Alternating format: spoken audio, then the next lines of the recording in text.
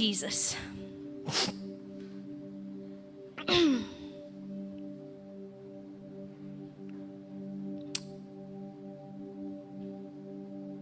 ইব্ৰী 10 অধ্যায় যদি আমি পঢ়ো 11 পৰা 14 পদ ইয়াতে লিখা আছে প্ৰতিজন পুৰোহিতে থিয় হৈ দিনে দিনে সেৱা কাৰ্য কৰি যি প্ৰকাৰৰ বলিদানে কেতিয়াও পাপ গুচাব নোৱাৰে আহক আমি একেলগে পঢ়িম 1 2 3 প্ৰতিজন পুৰোহিতে থিয় হৈ দিনে দিনে সেৱা কাৰ্য কৰি যি প্ৰকাৰৰ বলিদানে কেতিয়াও পাপ গুচাব নোৱাৰে সেই একেই প্ৰকাৰৰ বলিদান বাৰে বাৰে উৎসৰ্গ কৰি থাকে কিন্তু খ্ৰীষ্টে হ'লেও একমাত্ৰ পাপ অৰ্থক বলিদান উৎসৰ্গ কৰিলে আৰু সদাকালৰ অৰ্থে ঈশ্বৰৰ সোঁফালে বহিল ইয়াতে চাওক বহিল পুৰণা নিয়মত পুৰোহিতবোৰ কি কৰে সেই বেলটো লাগি থাকে ইহঁতি খোজকাঢ়ি থাকিব লাগে কামখিনি কৰি থাকিব লাগে আৰু যদি সাউণ্ড বন্ধ হৈ গ'ল ইয়াৰ মানে এইটো নহয় যে ইহঁতি বহিলে ইয়াৰ মানে মৰিলে কাৰণ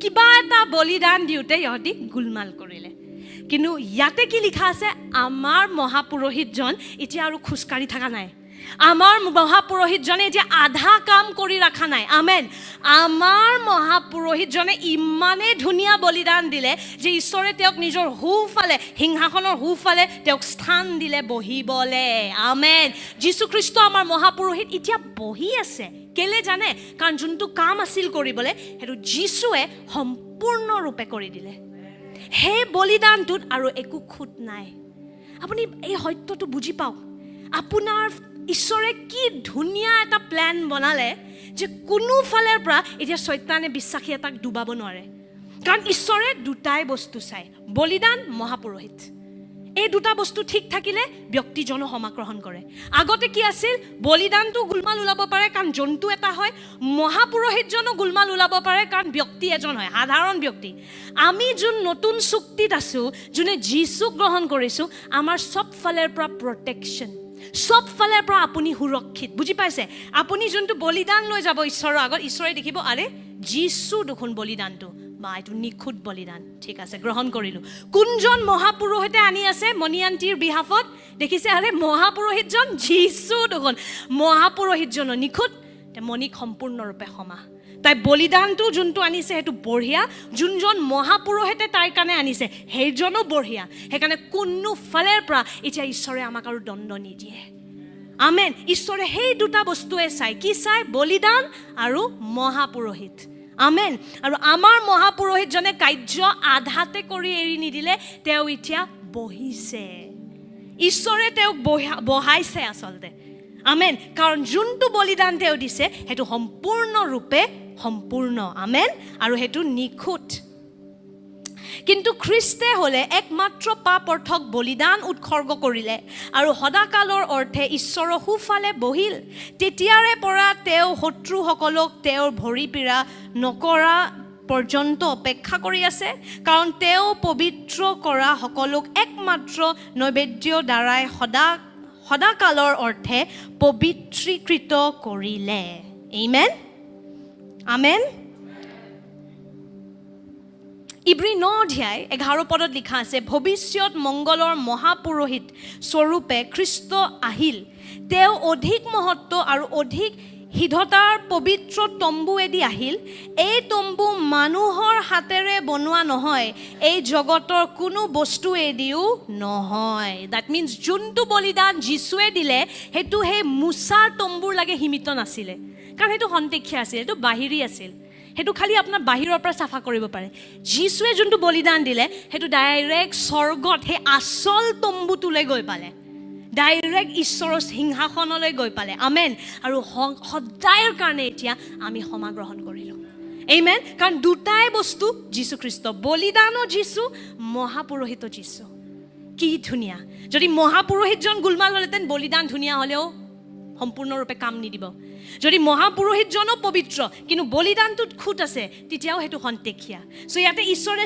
সব ফালৰ পৰা আমি যোনটো ইংৰাজীত কওঁ ফুল প্ৰুফ প্লেন মানে এনেকুৱা এটা পৰিকল্পনা য'ত কোনো ফালৰ পৰা একো ফেইলিয়াৰ মানে অসফল হ'ব নোৱাৰে সব ফালৰ পৰা সফল এনেকুৱা পৰিকল্পনা ঈশ্বৰে কৰিলে য'ত বলিদানো ঈশ্বৰ আৰু মহাপুৰোহিত ঈশ্বৰ আমেন বুজি পাই আছে কথাটো আমেন সো এতিয়া লিখা আছে যে যীশু খ্ৰীষ্ট সদায়ৰ কাৰণে পুৰোহিত যীশু খ্ৰীষ্ট প্ৰথম আমি চাওঁ মেলখিজাদেকৰ নিচিনা বুলি লিখা গৈছে এটো ইব্ৰীত আছে ইব্ৰী 7 অধ্যায় 11 পৰা 16 পদ যদি আমি পঢ়ো ইয়াতে লিখা আছে লিবিয়া পুৰোহিতৰ অধীনত লোকসকলে বিধান পালে এতেকে সেই লেবিয়া পুৰোহিতৰ কাৰ্যৰ দ্বাৰাই যদি পূৰ্ণতা লাভ কৰিব পাৰি তেনেহলে আন এজন পুৰোহিতৰ প্ৰয়োজন নহলহেতেন যিজন প্ৰথম লেবিয়া পুৰোহিতৰ হাৰুনৰ ৰীতিৰ নিচিনা নহয় কিন্তু মলখিজেদেকৰ ৰীতিৰ নিচিনা আছিল মই কৈছো নহয় মেলখিজেদেক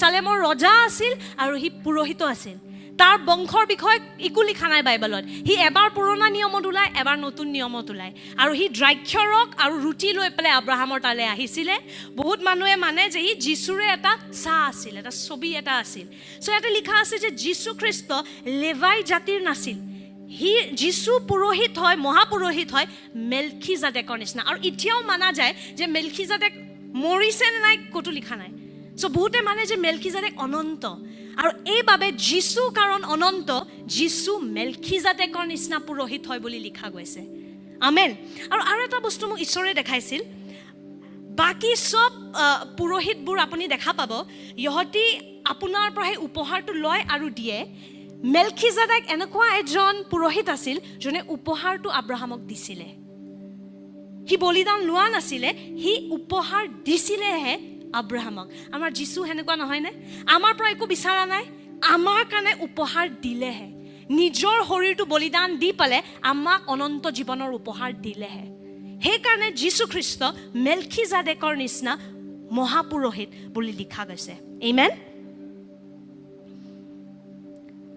যীশু খ্ৰীষ্ট আজিও স্বৰ্গীয় পিতৃৰ খুফালে বহি আছে দেই আৰু মনত আছে যে এজন মহাপুৰোহিতে কি দায়িত্ব কৰিব লাগে এটাটো হল বলিদান দিয়ে আৰু এটা হল উপহাৰ বুজি পাইছে মানুহবোৰৰ জাগাত বলিদান দিয়ে আৰু মানুহবোৰৰ উপহাৰবোৰ স্বৰ্গীয় পিতৃলৈ লৈ যায় মহাপুৰোহিতজনে যীশু খ্ৰীষ্ট এটো নহয় যে এতিয়া আৰু মহাপুৰোহিত নহয় এটো বস্তু ভালকে শুনক যীশু খ্ৰীষ্ট আজিও স্বৰ্গীয় পিতৃৰ খুফালে যে সিংহাসনত বহি আছে মহাপুৰোহিতৰ ৰূপতে বহি আছে আমেন হেতু আমি কোট পাও হেতু আমি বাক্যতে চাম ইব্ৰী 7 অধ্যায়ত আছে আমি এটো ইব্ৰী 7 অধ্যায় 17 পদ যদি আমি পঢ়ো কিয়নো শাস্ত্ৰই তেওঁৰ বিষয় এই সাক্ষ্য দিছে তুমি চিৰকালৰ বাবে মলকিছেদেকৰ ৰীতি অনুসাৰে পুৰোহিত হৈছা চিৰকালৰ কাৰণে আমাৰ যীশু খ্ৰীষ্ট মেলখিজাদেকৰ নিচিনা মেলখিজাদেক অনন্ত হি কেতিয়া জীবিত হল কেতিয়া মৰিলে একো নাই দ্যাট মিন্স হি এতিয়াও জীবিত আছে নহলে বাক্যত লিখা গলেতেন ঠিক সেই ধৰণকে যীশু খ্ৰীষ্ট অনন্ত এতিয়াও জীবিত আছে তেওঁ মৰি নগল বাকি পুৰোহিতবোৰৰ নিচিনা 3 দিন কবৰত থাকি তেওঁ উঠি আহিলে পুনৰুত্থান হল আজিও আপোনাৰ মহাপুৰোহিত জীবিত আছে আমেন আৰু তেওঁ ঈশ্বৰৰ খুফালে বহি আছে তে প্ৰশ্নটো হল যিহেতু বলিদানটো সম্পূৰ্ণৰূপে তেওঁ দি দিলে এতিয়া মহাপুৰোহিতৰ ৰূপত যিশুৱে কি কৰি আছে মহাপুৰোহিতটো বলিদান দিয়ে এতিয়াতো আকৌ বলিদান দিব নালাগে কাৰণ যোনটো বলিদান আমাৰ মহাপুৰোহিত যিশুৱে দিলে নিজৰ শৰীৰৰ হেতু চিৰকালৰ কাৰণে শক্তিশালী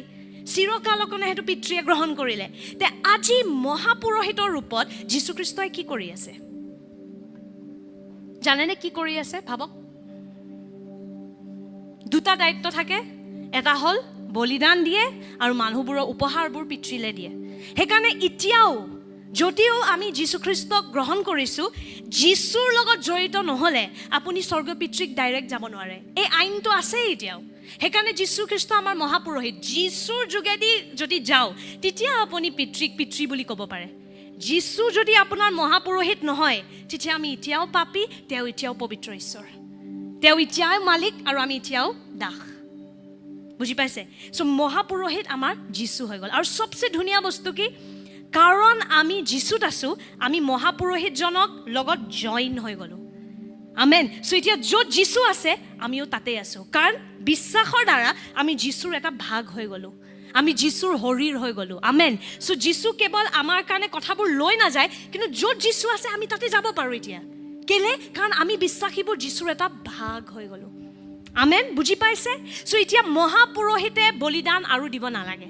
পুৰণা নিয়মৰ নিচিনা আমাৰ মহাপুৰোহিতজনে আধা কাম কৰা নাই। এতিয়া আমাৰ মহাপুৰোহিতজনে কি কৰি আছে? বহি আছে। তেওঁ বহি আছে ঈশ্বৰৰ সোঁফালে সিংহাসনত বহি আছে, কাৰণ কামবোৰ শেষ। কিন্তু ইয়াতে কি লিখা আছে? চিৰকালৰ কাৰণে তেওঁ মেলকিছেদেকৰ নিচিনা মহাপুৰোহিত। চ' এতিয়াও যদি যীশু মহাপুৰোহিতৰ ৰূপত যীশু কি কৰি আছে? কি ধুনীয়া বস্তু লিখা আছে ইব্ৰী 7:25 যদি আপুনি পঢ়ে, আহক আমি পঢ়িম। সেয়েহে 1, 2, 3 আহক সকলোৱে একেলগে পঢ়িম। সেয়েহে যিসকলে যীশুৰ মাধ্যমেদি ঈশ্বৰৰ কাষ চাপে তেওঁলোকক যীশুৱে সম্পূৰ্ণকৈ উদ্ধাৰ কৰিব পাৰে, কাৰণ তেওঁলোকৰ বাবে ঈশ্বৰৰ ওচৰত নিবেদন কৰিবলৈ যীশু সদায় জীয়াই আছে। আমেন। আপোনালোকৰ কাৰণে নিবেদন কৰি আছে আপোনাৰ মহাপুৰোহিতজনে। আপোনাৰ কাৰণে দিনে ৰাতি আপুনি ভাবকচোন, 2জন যীশু আপোনাৰ মহাপুৰোহিত, আৰু বাক্যত আমি জানো ৰোমিয়া 8 পবিত্ৰ আত্মাই বিশ্বাসীৰ কাৰণে প্ৰাৰ্থনা কৰি থাকে। বিশ্বাসী এজন কিমান সুৰক্ষিত, বুজি পাইছেনে? পুত্ৰও আপোনাৰ কাৰণে প্ৰাৰ্থনা কৰি আছে আৰু পবিত্ৰ আত্মাও আপোনাৰ কাৰণে প্ৰাৰ্থনা কৰি আছে। যীশু খ্ৰীষ্ট ঈশ্বৰৰ সোঁফালে বহি পেলাই এতিয়া মহাপুৰোহিতৰ ৰূপত বিশ্বাসীবোৰৰ কাৰণে প্ৰাৰ্থনা কৰি আছে, নিবেদন কৰি আছে। আমেন।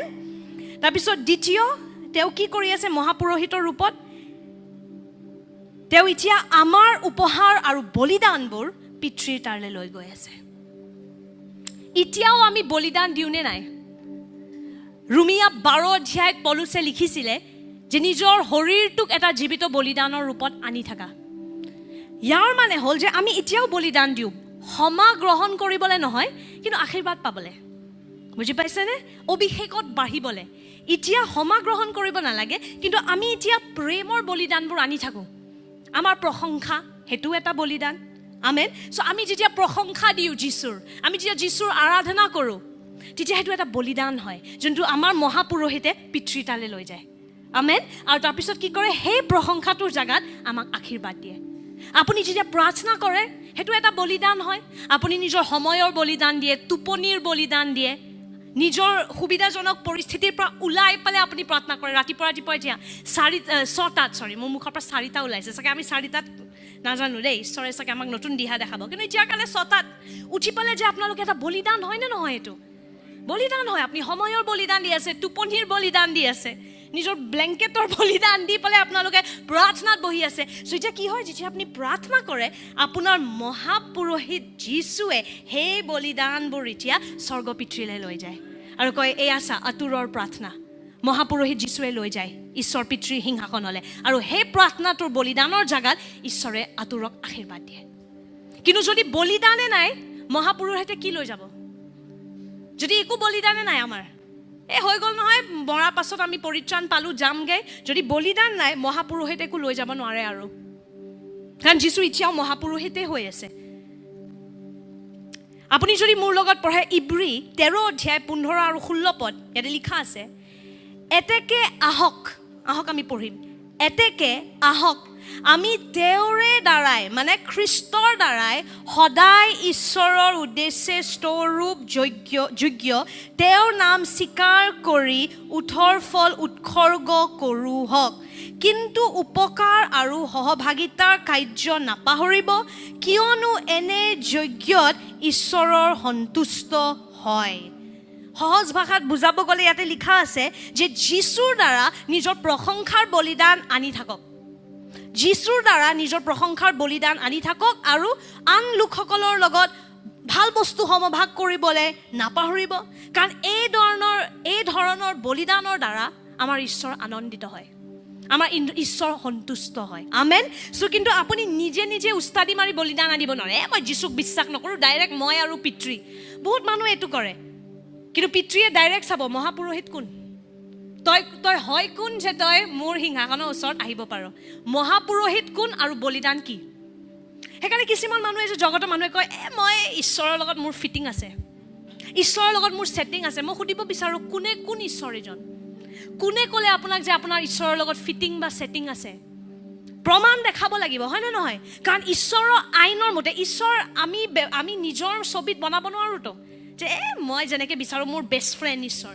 কিছুমান মানুহ লগ পাইছেনে এনেকে কোনোফালে যীশুক বিশ্বাস নকৰে কিন্তু ঈশ্বৰ তেওঁলোকৰ বেষ্ট ফ্ৰেণ্ড বা তে যীশু খ্ৰীষ্ট এনে ক্ৰুচত গৈ পেলাই নিজৰ শৰীৰ নিজৰ তেজ বাকিলে হয় নাই যদি তেওঁৰ নিচিনা আমি এনেই বেষ্ট ফ্ৰেণ্ড হ'ব পাৰোঁ না পবিত্ৰ ঈশ্বৰলৈ অপবিত্ৰ মানুহ কেৱল মহাপুৰোহিতৰ দ্বাৰাহে যাব পাৰে আৰু বলিদান নাথাকিলে পাপৰ সমান নাই সো যেতিয়া কোনোবা এজন ব্যক্তি ঈশ্বৰৰ তালে যায় ঈশ্বৰে চাব বলিদান কি মহাপুৰোহিত কোন যদি বলিদান নাই মহাপুৰোহিত নিজে ডিসকোৱালিফাই হৈ গ'ল এটাতো লেভাই বংশৰো নহয় ডিসকোৱালিফাই কোনো পধ্যে হ'ব নোৱাৰে কিন্তু এতিয়া যেতিয়া বিশ্বাসী এজন যায় হ'ব পাৰে আপোনাৰ অতীতটো বহুত লেতেৰা আপুনি বহুত বেয়া কাম কৰিছে কিন্তু আজি আপুনি যীশুক গ্ৰহণ কৰি দিলে এতিয়া যেতিয়া আপুনি প্ৰাৰ্থনা লৈ ঈশ্বৰলৈ যাব ঈশ্বৰে ক'ব বলিদান কি মহাপুৰোহিত কোন বলিদান যীশু মহাপুৰোহিত যীশু বা ফাৰ্ষ্ট ক্লাছ বলিদান ফাৰ্ষ্ট ক্লাছ মহাপুৰোহিত চলো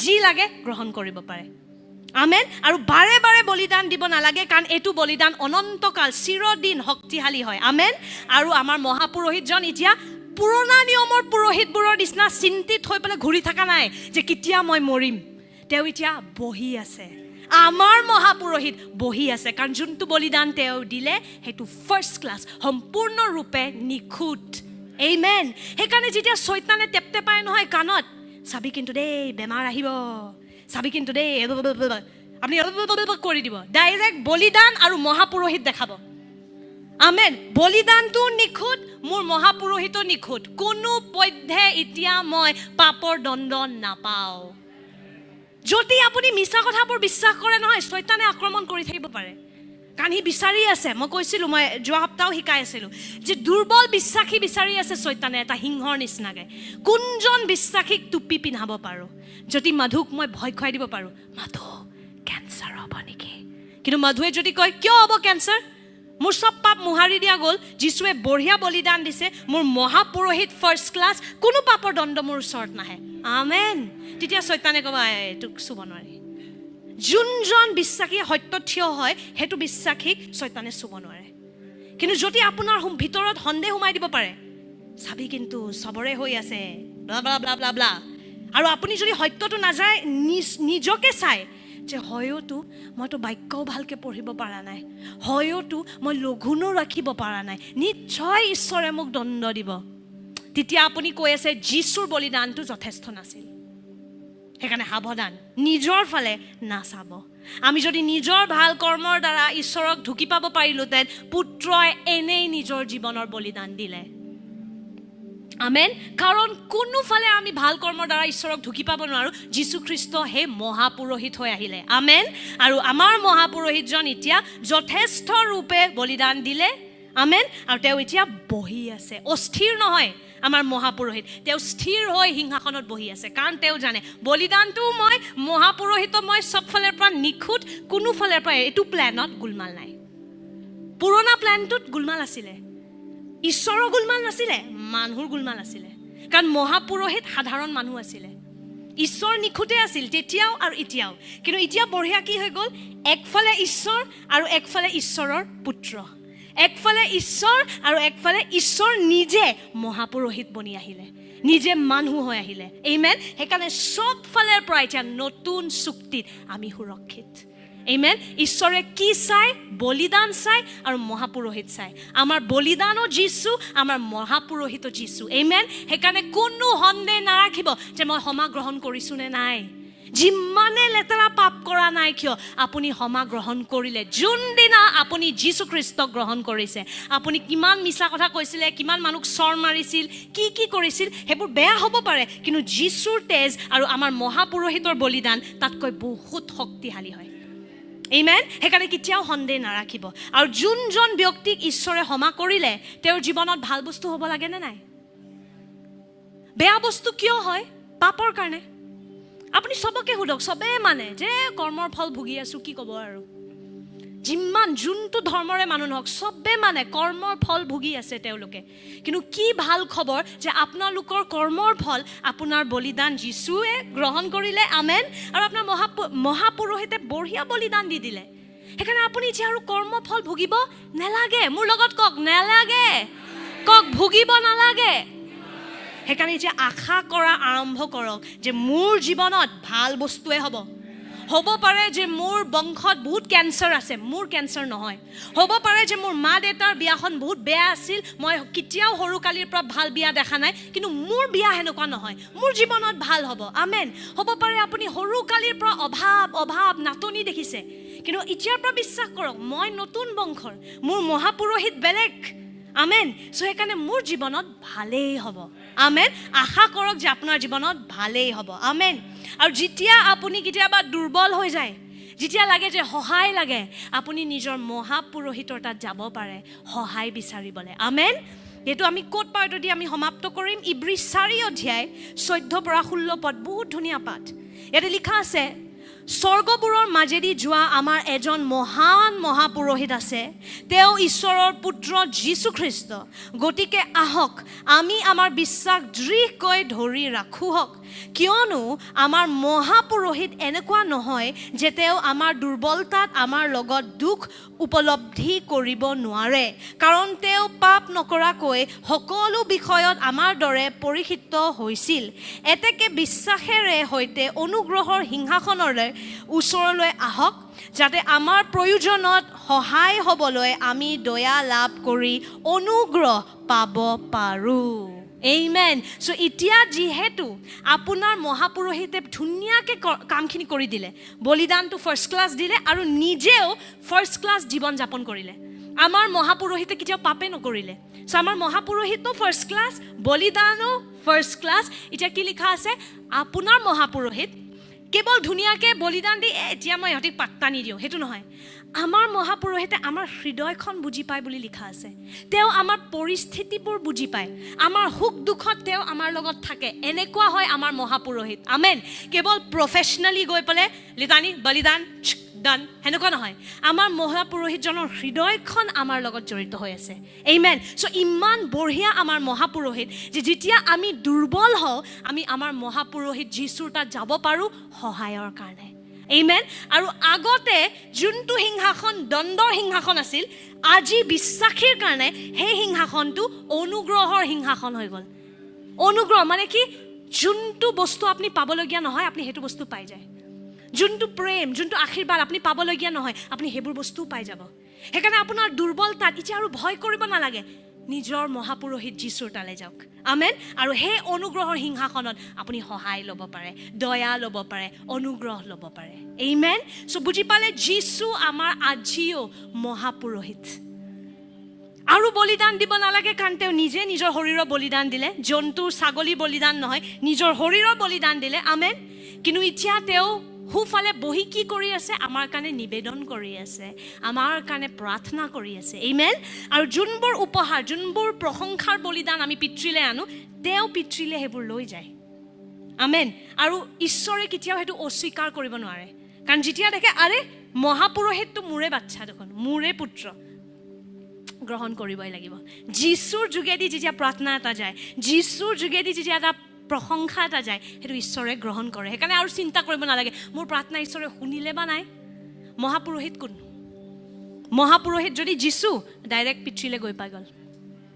কিন্তু যদি মহাপুৰোহিত নিজে, তেতিয়া চেষ্টা কৰি থাকক আৰু ঘূৰি থাকক সেই তাতে। কিন্তু যদি মহাপুৰোহিত যীশু, তেতিয়া আপুনি জিৰণিত থাকিব পাৰে। আমেন।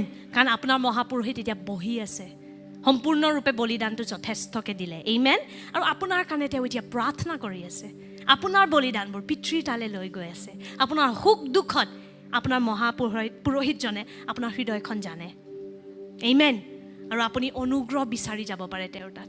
যেতিয়া সহায় লাগে, দুৰ্বলতাৰ মাজেৰে গৈ আছে, অসুখৰ মাজেৰে গৈ আছে, নিজৰ মহাপুৰোহিতৰ তালৈ যাব পাৰে। আমেন। এয়া হ'ল যীশু আমাৰ মহাপুৰোহিত। আমেন। কিমান ধুনীয়া নহয়নে, যে ঈশ্বৰে আমাক ইমান প্ৰেম কৰিলে, যে ইমান ধুনীয়া এটা প্লেন বনালে যে কোনো পধ্যে এই প্লেনটো ফেইল হ'ব নোৱাৰে। বলিদানটো নিখুঁত, পাৰফেক্ট, আৰু মহাপুৰোহিতো পাৰফেক্ট, কাৰণ দুইজনে ঈশ্বৰ নিজে। আমেন। সিমান প্ৰেম কোনে কৰে? সেইকাৰণে কেতিয়াও সন্দেহ নকৰিব আৰু যে মই পাপী নেকি, এতিয়াও ঈশ্বৰে মোক এৰি দিলে নেকি, ঈশ্বৰে মোক ভাল নাপায় নেকি। দুটা বস্তু কি চাব, বলিদান কি, মহাপুৰোহিত কোন। মোৰ লগত কওক, বলিদান কি, মহাপুৰোহিত কোন। সেইটো প্ৰশ্ন সুধিব নিজকে যেতিয়া শয়তানে আপোনাক দুখ দিব চেষ্টা কৰে ছি তই তোৰ প্ৰাৰ্থনা কোনে শুনিব এই অলপ আগতে তো চিঞৰি আহিছ এই অলপ আগতে ৰাস্তাত কাবাক কাজিয়া কৰি আহিছ তোৰ প্ৰাৰ্থনা কোনে শুনিব শয়তানে হেনেকে কয় নে নকয় তেতিয়া আপুনি নিজকে মনত পেলাব ঈশ্বৰে মোক নাচায় নহয় ঈশ্বৰে বলিদান চাই আৰু মহাপুৰোহিত চাই আৰু মোৰ বলিদান আৰু মহাপুৰোহিত দুইজনে যীশু খ্ৰীষ্ট আমেন আৰু সেই দুৰ্বলতাত আপুনি মহাপুৰোহিতৰ পৰা অনুগ্ৰহ ল'ব পাৰে আমেন আহক আমি সকলোৱে থিয় হওঁ